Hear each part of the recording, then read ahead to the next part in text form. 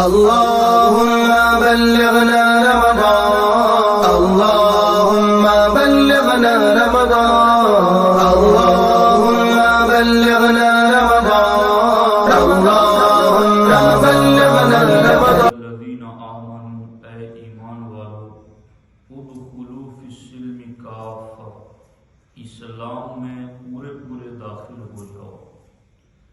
آپ یہاں دو چیزیں غور کرنے والی ہیں، ایک ہے ایمان اور دوسرا ہے اسلام۔ ایمان والوں کو کہا جا رہا ہے کہ اسلام میں پورے داخل ہو جاؤ۔ اسے پتہ چلا کہ ایمان کچھ اور ہے اور اسلام کچھ اور ہے، اور یہ جو دونوں کا مطلب الگ ہے یہ خود احادیث میں موجود ہیں، اور اس کا ذکر شیخ عبدالحق محدث دہلوی علیہ الرحمہ نے بھی فرمایا۔ تو ایمان کا کیا مطلب ہے؟ ایمان کا مطلب ہے ان تؤمن باللہ وملائکتہ وکتبہ ورسلہ والیوم الآخر والقدر خیرہ وشرہ من اللہ تعالی والبعث بعد الموت۔ یہ ایمان ہے، یعنی تو یقین رکھے اس بات پر کہ اللہ کی ذات حق ہے، اور اس کے فرشتوں پر، اس کی کتابوں پر، اس کے رسولوں پر، اور قیامت کے دن پر، اور تقدیر کے بھلے برے من جانب اللہ ہونے پر، اور مرنے کے بعد اٹھنے پر تیرا دل سے یقین رکھنا، اس کو ایمان کہتے ہیں۔ تو ایمان ہے اصل میں ماننے کا نام۔ اور اسلام کسے کہتے ہیں؟ سرکار دو عالم صلی اللہ علیہ وسلم سے حضرت جبرائیل نے پوچھا تھا مل اسلام، حضور اسلام کیا ہے؟ تو ہمارے آقا علیہ السلام نے ارشاد فرمایا تھا تقیم الصلاۃ وتؤتی الزکاۃ وتصوم رمضان وتحج البیت ان استطعت الیہ سبیلا۔ اللہ کے رسول علیہ السلام نے فرمایا اسلام یہ ہے کہ تو نماز قائم کرے، روزہ رکھے، زکوٰۃ ادا کرے، اور طاقت ہونے کی صورت میں حج بیت اللہ کرے۔ یہ اسلام ہے۔ ان دونوں اسلام اور ایمان دونوں کی تعریف سے یہ سمجھ میں آیا کہ ایمان کا تعلق دل سے ہے اور اسلام کا تعلق ظاہری اعضاء کے عمل سے ہے۔ یعنی ایمان کہتے ہیں اللہ کو، رسولوں کو، کتابوں کو، قیامت کے دن کو، تقدیر کو ماننا دل سے سچا۔ تو دل سے سچا ماننا یہ ایمان ہے۔ تو ایمان کا تعلق دل سے ہوا۔ اور اسلام کسے کہتے ہیں؟ نماز پڑھنا۔ اب نماز پڑھنا یہ ظاہری جسم سے ہی تو ہوتا ہے۔ کوئی سوتا کہے یا خواب میں کہے کہ میں نماز پڑھ لیتا ہوں تو یہ تو نہیں مانا جائے گا۔ تو نماز پڑھنا یہ ظاہراً نظر آتا ہے جسم کے اعضاء کے ذریعہ، کبھی کھڑا ہے، کبھی جھکا ہے، کبھی سجدے میں ہے، کبھی پڑھتا ہے، کبھی چپ ہے۔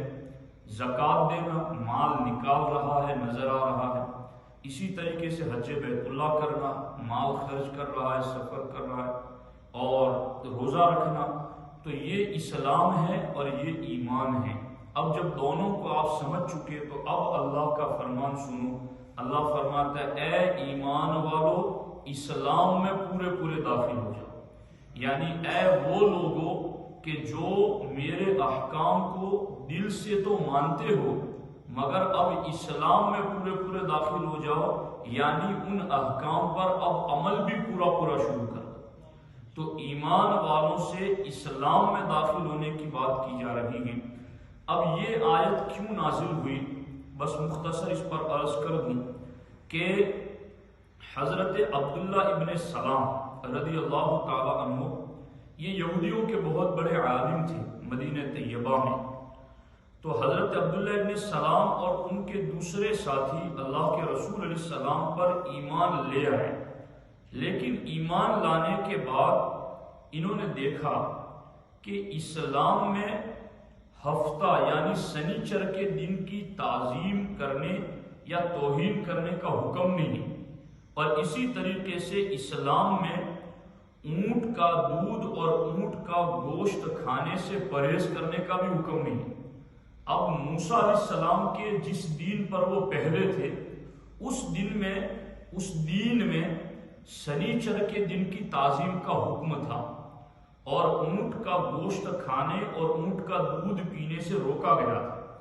تو عبداللہ ابن سلام ایمان لانے کے بعد وہ اور ان کے ساتھیوں نے سوچا کہ اب اسلام میں کوئی اونٹ کا گوشت کھانا فرض تو ہے نہیں، اونٹ کا دودھ پینا کوئی فرض تو ہے نہیں، اور ہفتے کی تعظیم کرنے سے منع تو نہیں کیا گیا، تو چلو کیوں نہ ایسا ہو کہ ہم مسلمان تو ہو گئے مگر ہفتے کی یعنی سنیچر کے دن کی تعظیم بھی کرتے رہیں جس طرح ہم لوگ جمعہ کے دن کا احترام کرتے، اور اونٹ کا گوشت اور اونٹ کے دودھ پینے سے بھی ہم پرہیز کرتے رہیں تاکہ ادھر اسلام پر بھی عمل ہوتا رہے اور دین موسوی پر بھی عمل ہوتا رہے۔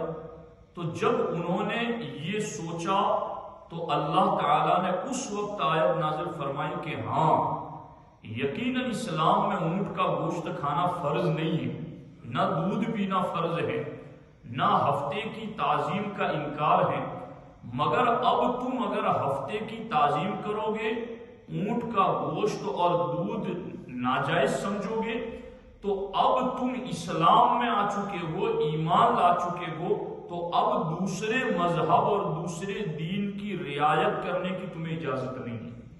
اب تمہیں عمل کرنا ہے تو پورا اسلام پر عمل کرو۔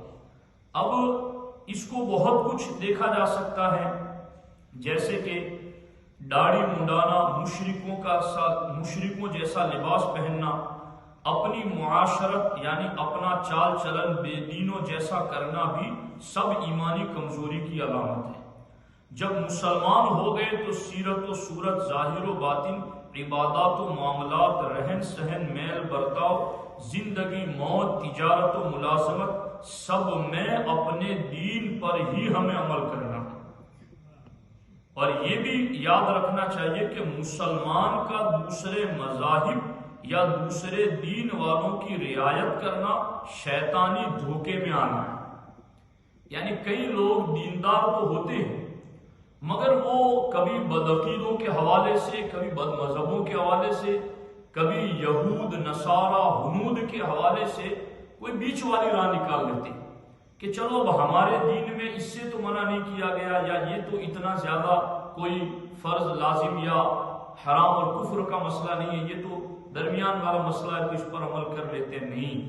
اب جب تم اسلام میں آ چکے ہو، یہ بات بھی یاد رہے کہ دنیا کے تمام باطل مذہبوں کے مقابلے میں ہمارا تعارف مسلمان ہونا ہے، اور اسلام کے نام پر پائے جانے والے باطل فرقوں کے مقابلے میں ہمارا تعارف اہل سنت و جماعت ہونا ہے۔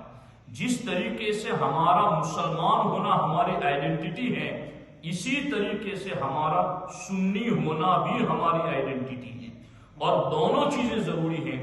اس لیے جب ایمان لا چکے ہیں تو اب اسلام ہی میں پورے داخل ہو جاؤ۔ تو جہاں اونٹ کا گوشت دودھ میں نے تو اپنی پوری زندگی میں اونٹ کا گوشت نہیں کھایا، نہ اونٹ کا دودھ پیا ہے، آپ میں سے بھی کئی لوگ ہوں گے، لیکن یہاں عبداللہ ابن سلام نے یہ کہا کہ میں اونٹ کا گوشت نہیں کھاؤں گا، نہیں پیوں گا، کہا روکا گیا تمہیں کھانا پڑے گا، تمہیں پینا پڑے گا، کیونکہ اب تم دوسروں کی رعایت کرتے ہوئے باز رہتے ہو تو ہم تمہیں باز نہیں رہنے دیں گے، اس لیے کہ تم اسلام میں پورے آ گئے ہو، اس کا اظہار کیسے ہو؟